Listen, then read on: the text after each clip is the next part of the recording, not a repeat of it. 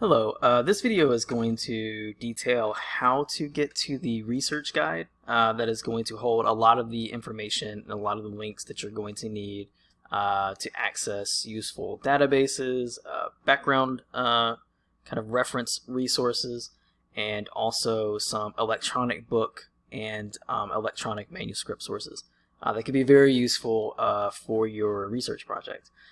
So the first thing you're going to want to do is make sure you go to the main library page, which is library.coker.edu. So just make sure you're going there. And then what you will want to do is come under Research Help, drop that down, and you will want to go all the way down to the bottom to Research Guides. Click that. It's going to bring you to our library guide page. And then you can just scroll down until you find literature resources. Click that. It's going to bring you to our literature resources page. This is going to be an extremely useful page because this is basically kind of where we take a lot of students to find the different types of literary resources that are going to be useful for them for any kind of literary criticism project, criticism research paper that they're working on. We also have a specific section set up to find books. This is where you're going to go to actually find the suggested electronic resources, electronic manuscripts, and electronic books that we kind of recommend. And I will also show you a different way to access those in a later video. But right now we're going to look at the reference books. So you would just click that tab and it would bring you here. Now normally we would kind of show you here how to access our print resources, our reference section resources, but unfortunately we can't do that because no one can go to the library right now. So what you're going to want to focus on is this box down here for the e-reference books. There's a lot down here. The ones that you're mostly going to want to focus on are Credo Reference and also Gale Virtual Reference. These two can be really useful, especially for background and reference information on historical events or historical things that maybe you're looking at. To make connections between what you're reading and the actual historical events going on at that time. So we'll look at Credo Reference first. We just click that and it will bring you here. It's a very straightforward search process.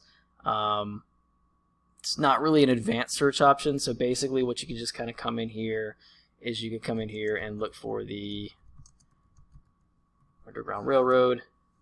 Again, I'm just going to do this very broadly for the most part, but you'll get this information here. You get some really cool mind mapping tools over here, so you can kind of get the basic topic that you're looking at, and then it kind of branches off into different aspects, different subtopics, and you can actually click onto those subtopics, and it will take you to topic pages related to that. So maybe you wanted to look specifically more at Harriet Tubman. You could click that, and it would actually take you to topic pages that would talk specifically about Harriet Tubman. So it's a really cool thing to kind of look at as well if you want to do that, to kind of branch out and maybe kind of get some topic ideas or maybe like some different ideas that maybe you might want to utilize in your research project. Be really good. But if you are just looking for the topic pages, some of the encyclopedia pages, you can come here. You would just click that link there and it would take you to the actual article. And you can, with the article here, you can just skim through and read what you need to read, look at what you need to look at. One of the other really cool things about these that I always like to highlight is at the very bottom of every one of these articles you get direct full access to that encyclopedia. So you know, if this article is very useful and it seems really useful, maybe you might want to dig into maybe what this encyclopedia is also talking about aside from just the Underground Railroad. Then you can just click this link and it would take you to that book, and then you can go through, you can click on one of these if you maybe have an idea of a specific topic you're looking at and kind of know the letter to kind of look under for that. Otherwise, you can just skim through each letter. You can look through each one of the articles. You can click on any of these, it will take you to that specific article. And so it's just a really good way of broadening that base of sources and source opportunities for you. So we go back and look here. One thing I want to highlight is you do have the citation for the article down here. I will stress, as I always do, A lot of times these citations aren't 100% accurate or correct, at least in terms of their formatting, so be very careful with that. The one thing that it will do, though, is it will give you all of the necessary information you need to be able to construct a proper citation. So just be aware of that. You might not want to just copy and paste this and use that. There's probably going to be some things you're going to want to change, you're going to want to manipulate to make it a proper citation. But you also have citation options up here. You can click that and go to MLA, and you will have that option as well. You can print the article if you have access to a printer. You're able to do that. But that's going to be mostly where you're going to get a lot of that extra information necessary for your research. So that's Credo. There's not really much else to look in there or to really kind of navigate within Credo. It's pretty straightforward, but again, gives you a lot of different reference source opportunities and a lot of different ways to kind of get that background foundational knowledge that you may need to make really, really good connections between what you're reading and maybe the events surrounding what you're reading. So if we go back to the library guide, the other reference source that I want to highlight is the Gale Virtual Reference, the last link.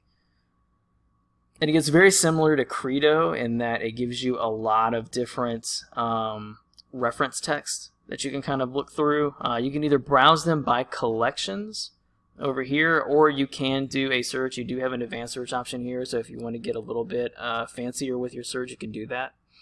Again, I'm just going to be very broad in what I'm searching here. But again, when you do that, it's going to bring up a lot of the different reference sources that you can utilize. It's going to kind of tell you what it's talking about. You'll get a page number, so you can kind of know what kind of what the range is there. If it's kind of a longer article, a little bit of a shorter article. I'll go ahead and look at this one for Harriet Tubman just to kind of show you what these look like. But this is what this is going to be. It's going to give you some of your publishing information up top. Then you can just kind of skim through, and this is going to give you your full article access here. You will have your citation down at the bottom. So again, this is another area where you can get your citation, or you can get your citation information up top as well. There'll be a little quotation mark sign. You can get that there. And then you also have a send to option, so you can actually email this information to yourself. When you do that, what it's going to do is it's going to email you the full text of the article in the email. You can get the citation. Unfortunately, you can't control and just like pick both of these at the same time. A lot of times this email will send you a citation with it, but it doesn't always do it for some reason. I have had some accounts from students that say certain articles won't send the citation for some reason or another. It should anyway. It should send you the citation and the permanent link. But if it doesn't, you can just go to your cite button here, copy the citation information, paste it in here, and then you've got it. You can also do that with the permanent link, and one of the things I always want to stress is that if you ever want to be able to get back to these specific pages, so say you're just kind of curating articles right now and you just kind of want to go back to them later, do not use these browser links up here. They will not bring you back to this page. As soon as you back out of this, as soon as you're done with the session, when you try to use those, it's going to make it seem like you can't get access to the databases, which you always can. So the link you're going to want to use is the get link over here. This is going to be your permanent link to this specific page right here. So this link will always bring you back to this specific page. So always make sure that if you're just curating information and you're just gathering links, make sure you are gathering the permanent links and not the browser links.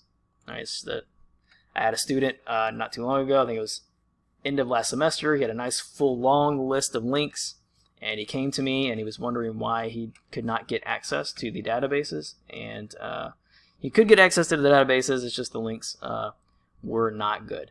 So make sure you are using the correct links. But that is going to be it for the reference book section.